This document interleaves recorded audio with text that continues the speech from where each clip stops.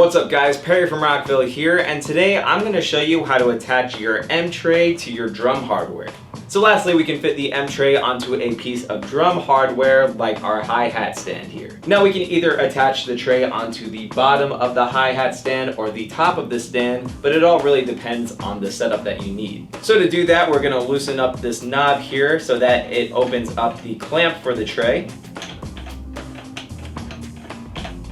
From here, we're actually able to move the clamp in and out like this.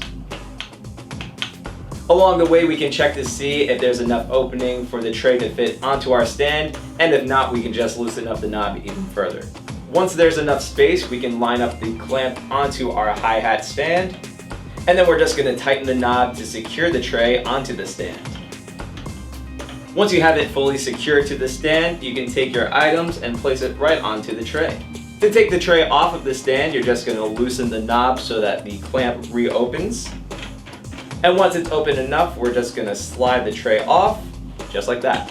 And if you wanted to fit the tray onto other pieces of hardware on your drum kit, you're just going to follow these same exact steps. So hopefully this showed you guys how easy it is to set up your M-tray to your drum hardware. But of course, if you have any questions, comments, or concerns, feel free to reach out to our customer support team through phone or email. As always, I'm Perry from Rockville, and we'll see you guys next time.